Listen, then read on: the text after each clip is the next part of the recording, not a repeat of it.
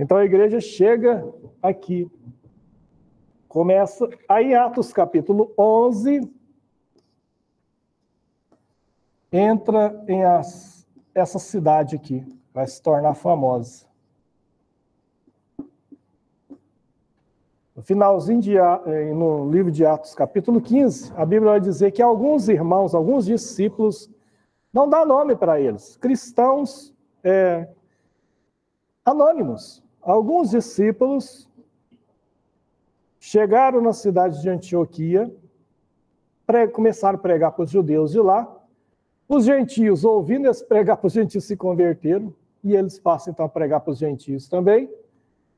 E aí começa a ter uma igreja de judeus e gentios. E aí a Bíblia vai dizer algo interessante lá. E lá em Antioquia, pela primeira vez, os discípulos são chamados de... Até então, esse nome não existia.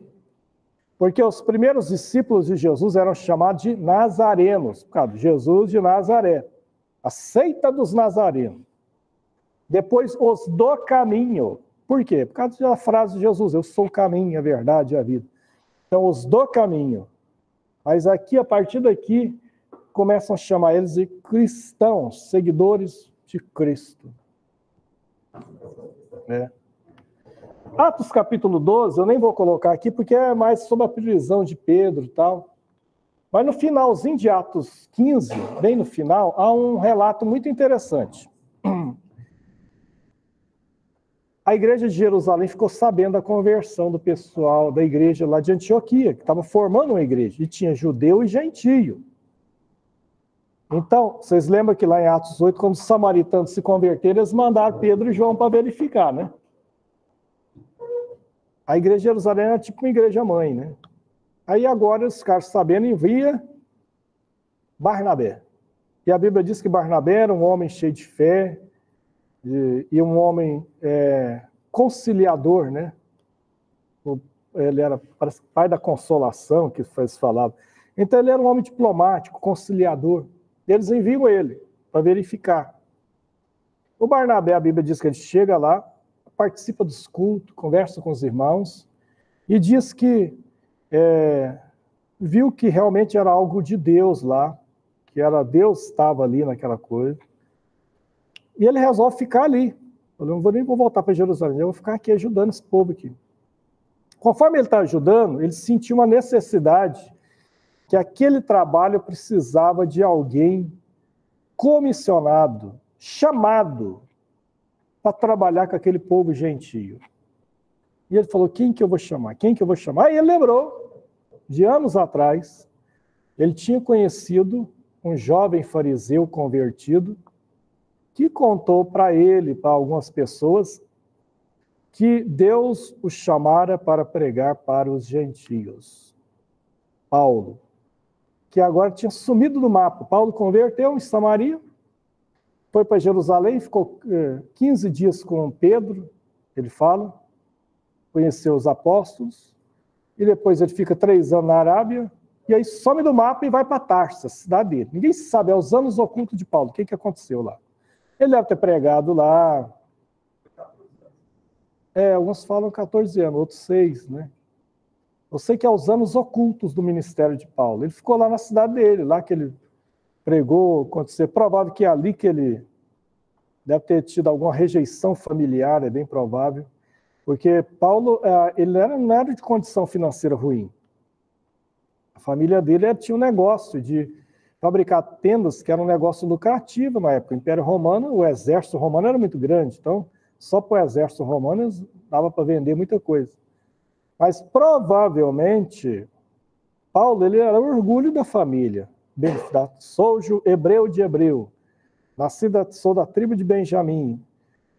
Ele fala que ele é descendente fariseu e era fariseu, quer dizer, foi mandado jovenzinho lá para Jerusalém para estudar os pés de Gamaliel, quer dizer, a família projetava em Paulo, cidadão romano, projetava em Paulo alguma pessoa de influência futuramente no Sinédrio, em Jerusalém, um rabino. Ele tinha uma projeção familiar. Quando ele chega em Tarso, falando que se converteu, para a seita dos nazarenos, com Jesus, ele deve ter sido desertado, provavelmente, porque depois ele fica sem condição financeira. Provavelmente, Paulo devia ser viúvo, ou ele foi abandonado pela esposa. Ele não devia ser solteiro, porque ele escreve aos casados como tendo experiência de casado. Não. Para fazer parte, os rabinos eram casados. Para fazer parte do sinédrio, que era o objetivo dele, tinha que ser casado também, né? Eles eram... Essa passagem que está falando é desse tempo. Gálatas 2? Então, aqui fala assim, ó, no capítulo 1, finalzinho do capítulo 1, então, depois de 3 anos, subi para Jerusalém para ver Pedro e permaneci com ele por 15 dias. Mas os outros apóstolos não ouvi, aí termina, né? Então, 14 anos depois, eu subi outra vez a Jerusalém com Barnabé, levando também Tito. Esses 14 anos não é... Não. Aí esses 14 anos é na época do concílio já de Jerusalém, próximo ali do concílio de Jerusalém. Então ele provavelmente, ou ele era viúvo, ou foi abandonado. Sei que ele fala, né? Ele fala sobre a questão do abandono do esposo, né? Lá em 1 Coríntios 7, lá. Então, pastor, certamente ele era casado.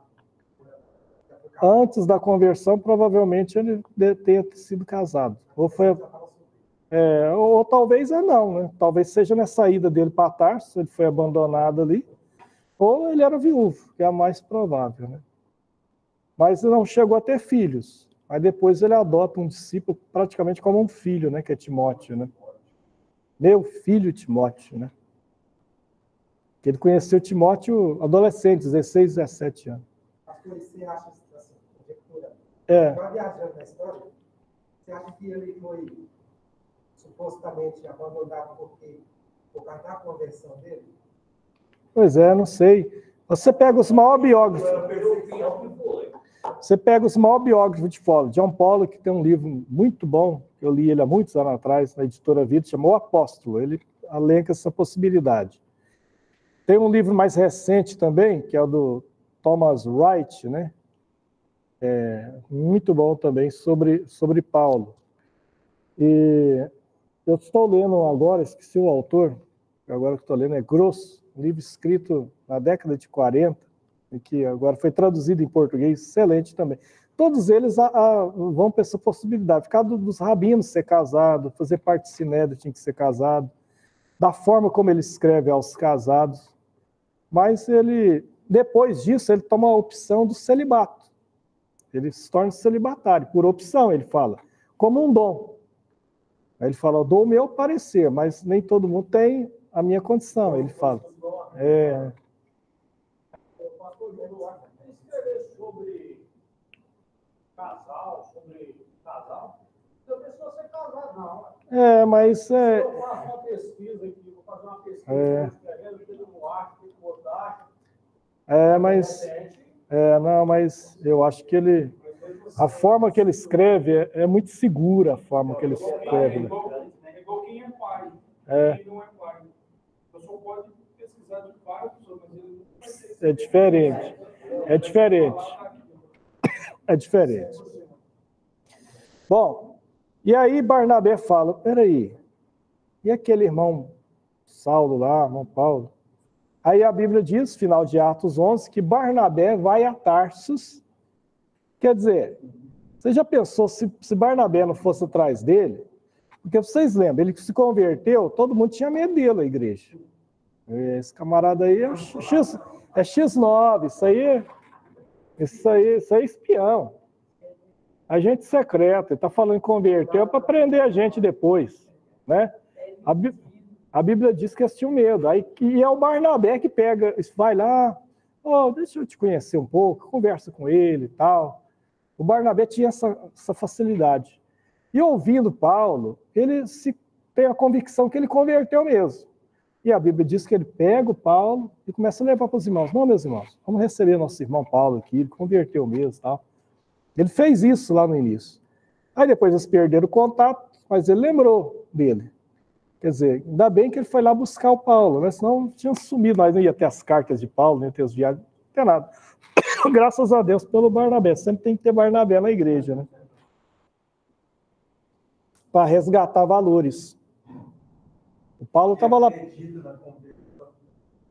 trouxe ele para Antioquia, e a Bíblia diz então que a igreja de Antioquia passa a ter profetas, doutores, né? Aí cita vários, aí cita Paulo no meio deles lá também, sim?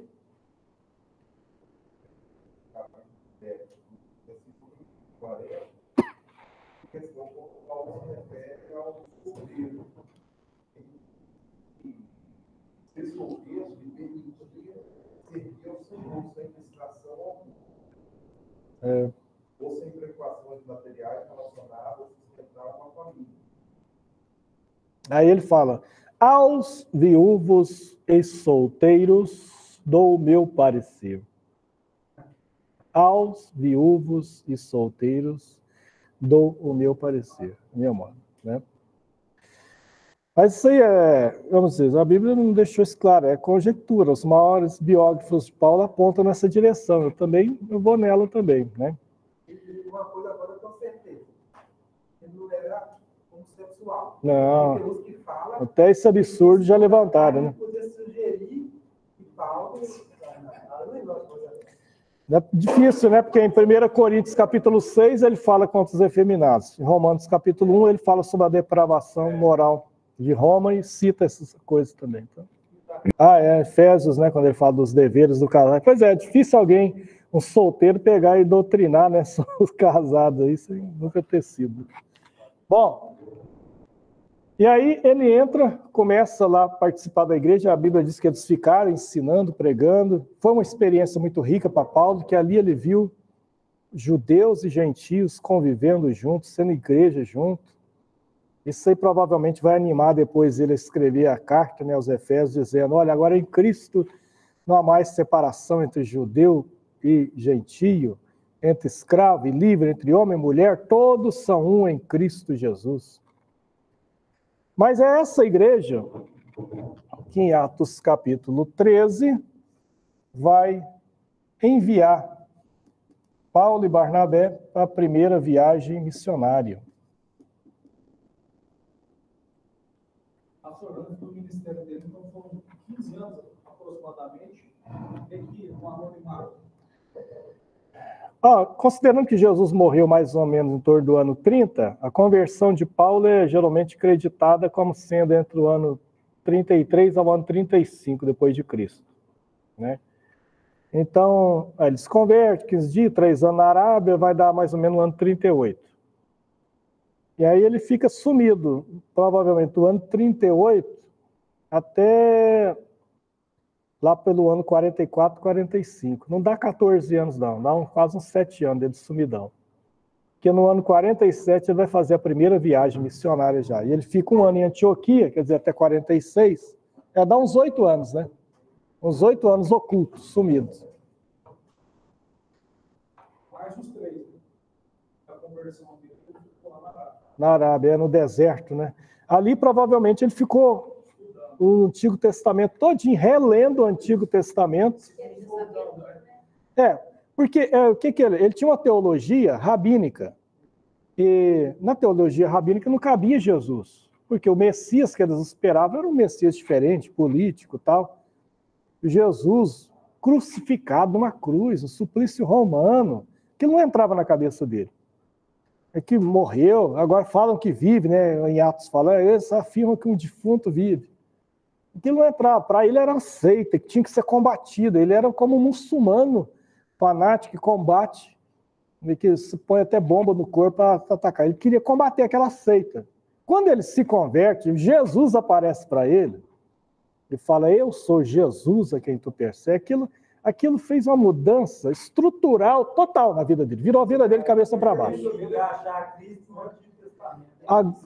um líder muçulmano, tipo o líder do Hamas, se converter. Aí ele foi reler o Antigo Testamento. Eu sou Cristo. Quando ele começa a reler o Antigo Testamento, com Jesus, ele fala, gente, por que eu nunca vi isso? Ele estava presente desde o início. Aí começa a ver Jesus no Gênesis. Né? No Gênesis, ele vê Jesus no Êxodo, no Levítico, o sacrifício, tudo preparado, no cordeiro lá, no sacrifício de Isaac, o cordeiro que estava lá reservado no lugar de Isaac. Aí começa a ver Jesus, tudo. Aí ele vai citar muito Isaías, ele vai citar muito os Salmos, porque ele vai ver todas as profecias messiânicas, né? Que lá mudou totalmente. Quando ele vem e faz a primeira viagem missionária, ele já... E aí a Bíblia muda, né? Fala que a partir daí ele passa a ser conhecido, como agora ele vai pregar para os gentios, ele usava o nome de Saulo, que em hebraico é o mesmo que Saul, Shaul, né? Ele era da tribo Benjamim, o rei Saul era da tribo Benjamim, quer dizer, muitos filhos homens da tribo de Benjamim recebiam em homenagem ao rei Saul, que foi o único rei da tribo de Benjamim, homenageavam pondo o nome dele, Shaul, Saulo. Mas quando ele vai agora pregar aos gentios, ele passa a usar o nome grego dele, né? Paulo. Não é que era Saulo que virou Paulo igual o hino. Na verdade, é um hino bonito, mas não é isso que aconteceu. O nome dele era Paulo. Não é que foi mudado para Paulo, não. Era o nome dele em grego, o outro em hebraico. E provavelmente ele tinha um nome em latim também, porque como ele era cidadão romano, ele tinha que ter um nome em latim. Né? O Paulo, sei lá como que era. Porque Caio Júlio César, eles tinham uns nomes assim completos. Ele tinha um nome, mas como Lucas, que era grego, foi o primeiro que escreveu sobre a vida dele, isso se perdeu na história. Ninguém sabe o nome em latim que ele tinha, mas ele devia ter também. Mas ele passa a ser conhecido pelo nome grego, Paulo. Esse é o nome que nós vamos conhecer. E a graça de Deus é tão maravilhosa que o Billy Graham escreve o seguinte: quando a gente vai falar sobre Paulo, a gente não pensa no perseguidor, a gente pensa no apóstolo. Isso significa que a graça apaga os erros. É isso que ele vai falar, né? Onde abundou o pecado, superabundou a graça. Né? Então, ali a primeira viagem missionária de Paulo. Aí essas viagens missionárias vão ocupar Atos, do capítulo 13, né? Até aí do capítulo 13 ao capítulo 28, a gente vai ver as viagens missionárias de Paulo, do 13 ao 28. Então, ele começa a primeira viagem missionária. No capítulo 16, porque até então ele estava pregando na Ásia. Só Ásia. No capítulo 16, ele vai entrar na Europa. O primeiro a entrar na Europa com o Evangelho, Paulo, que é quando ele vai a Filipos, né? Ele está lá na Ásia e de repente ele tem uma visão, ele quer ir para um lugar, a Bitínia, né? E a Bíblia diz que o Espírito de Jesus não o permitiu. Ninguém sabe por quê. O Espírito Santo falou, para lá você não vai. Ele fala, para onde que eu vou? Aí tem um sonho, uma visão. E aparece o homem e fala, passa a Macedônia e ajuda-nos. Você sabe, é os Balcãs, né? A Macedônia é a Europa. Durante 50 anos, essa região, na época dos anos 40 aos anos 80, aos anos 90, não, até os anos 80, eram países que foram unificados e constituíam uma nação só, chamada Iugoslávia. Iugoslávia. Aí, quando morreu o ditador que unificou esses países, ele se fragmentou. Aí, nos anos 90, a gente viu a Guerra dos Balcãs, a Guerra da Bósnia, a Guerra da Sérvia, né? Se fragmentou, Montenegro, se fragmentou alguns países. Mas foi aí que Paulo, quando atravessou, foi primeiro para a Europa, continente europeu, foi para a Macedônia. Então ele ficava lá pregando, lá Macedônia, Ásia. Aí ele vai para as cidades gregas depois. Ele prega em Atenas depois, na Grécia. Ele vai para a Grécia, prega em Atenas, a capital filosófica e intelectual do mundo da época. Ele prega em Tessalônica.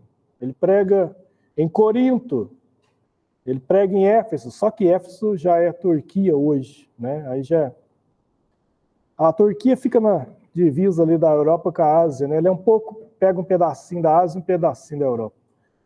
Então ele já prega ali também em Éfeso. E aí ele vai, do capítulo 13 ao 27, ele está indo na Europa, Macedônia, até que quando chega no capítulo 28, ele finalmente vai capital do mundo da época. Mas é interessante que ele chegou em Roma no ano 60 depois de Cristo. Mas a carta aos Romanos, a epístola aos Romanos, ele escreveu antes de ir para Roma. Quando ele escreveu aquela carta, ele estava em Corinto. A epístola aos Romanos foi escrita entre os anos 57 e 58. E lá na carta aos Coríntios, no capítulo 15, ele fala de planos que ele estava tendo ali nessa época aí. Falou, olha, eu quero visitar vocês, e depois que eu visitar vocês, eu quero ir para a Espanha. Lá já no final, já, né? Já perto de Portugal, já. Na Ibérica, já. Eu quero ir. Aí o que acontece? Os planos de Deus é diferente da gente, né? No ano 58, ele é preso em Jerusalém. Pouco depois que ele saiu lá de Corinto, voltou para Éfeso. Na hora que ele chega em Éfeso, ele é avisado que ele vai ser preso, mesmo assim ele vai para Jerusalém e ele é preso em Jerusalém. De Jerusalém vai para Cesareia e os judeus fazem um complô para matar ele. E ele fica sabendo. Aí aparece, a única vez que aparece um parente de Paulo na Bíblia, que me parece que é um sobrinho ou uma sobrinha, eu não esqueci, que vai visitar ele na cadeia, em Atos, capítulo acho que 26, visita e fala do plano. Ó, vão te matar. Aí quando ele é julgado, e quando ele é julgado por 2 governadores, um fica 2 anos, depois tem a troca de governo, e a Bíblia diz que eles mantêm ele 2 anos preso, querendo receber dele propina, querendo que Paulo desse dinheiro para soltar ele. Quer dizer, corrupção e política é algo muito antigo. E judicial também, porque o governador, na época, era governador e juiz ao mesmo tempo. O direito romano nasce nessa época. Aí, o que acontece? Quando ele é julgado, o governador fala para ele, entendendo o pedido do povo lá. Você quer ser levado para Jerusalém? E lá, que ele estava em Cesareia, e lá ser julgado por mim? Aí, como ele sabia da trama, que a trama era no caminho, e já tinha 200 homens armados, prontos para cercar o comboio onde Paulo ia, com poucos soldados levando ele, eles iam dominar aqueles soldados e matar Paulo. Iam assassinar ele. Sobrinho, né? A única hora que aparece um parente dele, né? Aí ele pega e fala para o governador, olha, eu sou cidadão de Roma. Ele pergunta, você quer ir lá para Jerusalém jogar para mim? Ele fala, não quero. Então, como cidadão de Roma, eu evoco o meu direito como cidadão. Apelo para César. Então, era um direito, um cidadão romano tinha direito de apelar para ser julgado pelo próprio imperador em Roma. E tinha que ser concedido. E como ele fez publicamente isso na audiência, o governador não podia negar. Senão alguém dedurava ele lá para o imperador. Então ele falou, então, como você apelou para César irás. E aí é quando então ele é enviado para Roma, preso. Ele queria visitar Roma assim, andando, viajando, normal, né? Não imaginava que ele ia para lá preso. E aí no capítulo 27, que é um naufrágio, ele vai parar na ilha de Malta, prega para aqueles nativos, ora para os enfermos, e aí finalmente ele chega aqui. Do ano 60 ao ano 62, ele fica em Roma. E aí o livro de Atos dos Apóstolos, no capítulo 28, termina aqui. que o livro de Atos termina dizendo assim: e Paulo ficou 2 anos inteiros na sua casa, com um guarda lá romano. Ele ficou em prisão domiciliar, pôde alugar uma casa, com um guarda lá, com segurança, pago por Roma, e com autorização para receber quem ele quisesse. Pregou em casa, converteu até soldado. Aí os irmãos, porque a igreja em Roma não foi fundada por Paulo. Assim como Antioquia, irmãos anônimos fundaram a igreja lá. Quando ele escreve essa carta aqui, já existia uma igreja em Roma, que não foi fundada por ele. Ele fala isso na carta aos Romanos. E quando ele está lá, esses irmãos vêm visitar ele, ele prega para outras pessoas, para judeu, para gentio, 2 anos inteiros pregando. Escreve as cartas da prisão. Já ouviu falar das cartas da prisão? Efésios, Colossenses, Filipenses, escritos tudo na época daquele lá preso lá, ele escrevia cartas. No ano 62, o livro de Atos termina como se você está vendo um filme e ele termina sem final. Já viu que esse filme termina sem final? Não tem um final. Fala, mas acabou?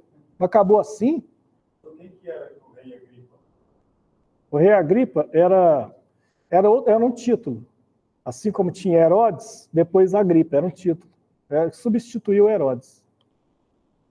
Ele era um governador com nome de rei. Só com pampa de rei, mas não tinha poder de rei, coisa nenhuma. Ele era um preposto de Roma. Não, eles dividiram a Palestina em 2.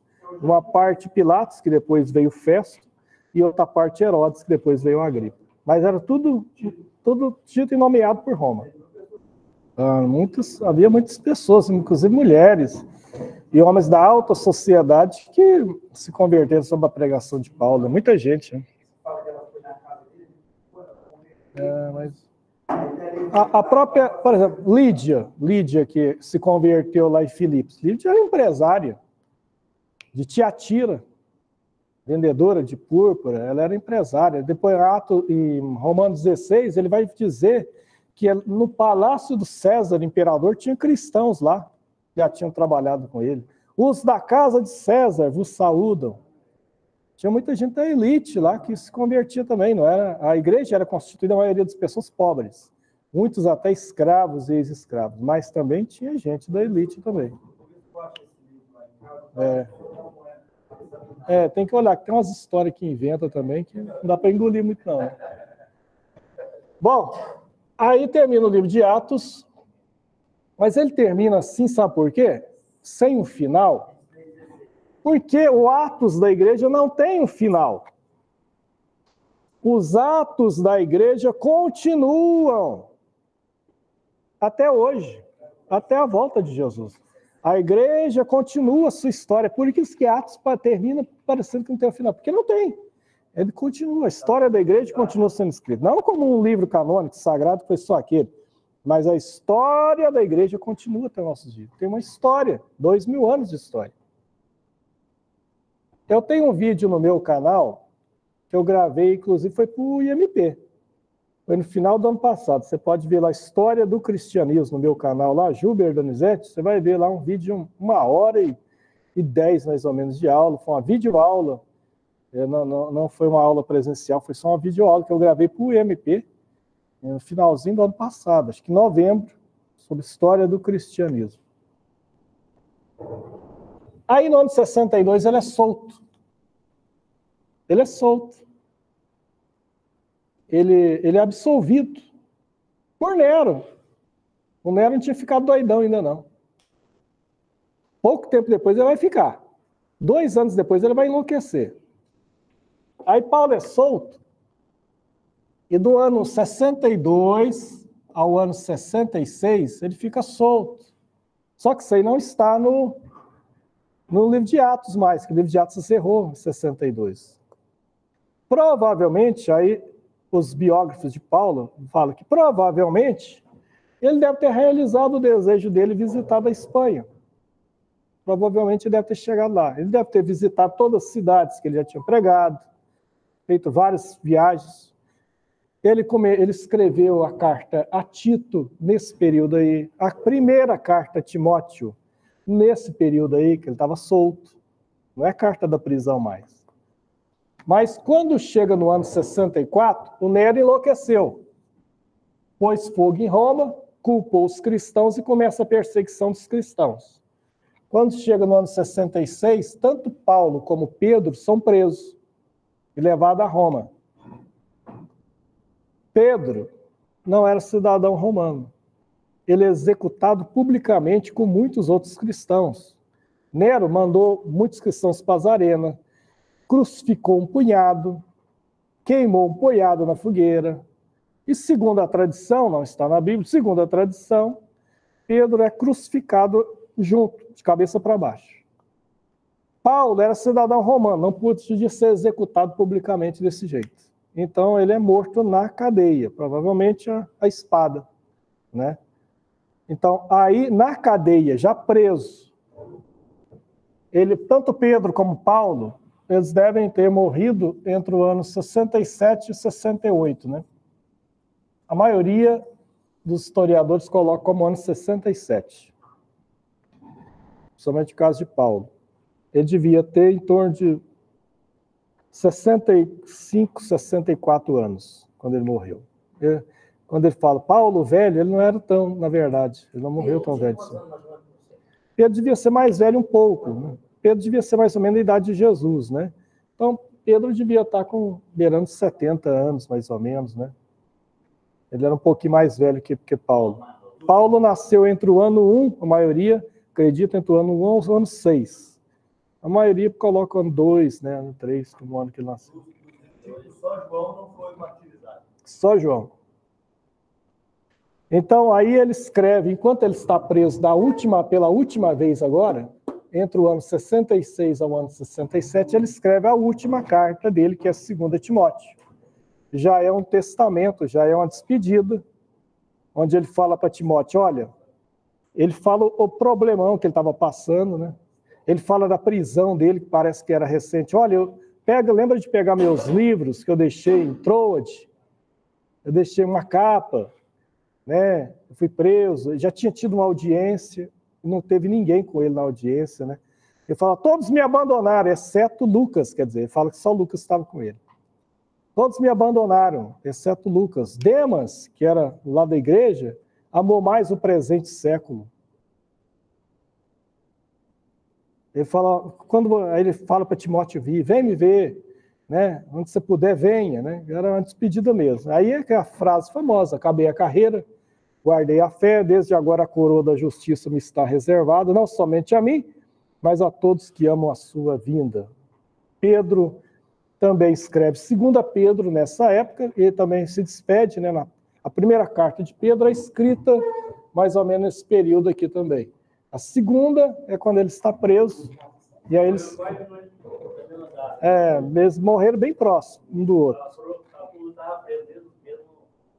Aí, Pedro também, na segunda epístola, já despede também, né? Eu sei que o tempo de eu sair desse tabernáculo já está próximo e tal, eu começo a despedir também.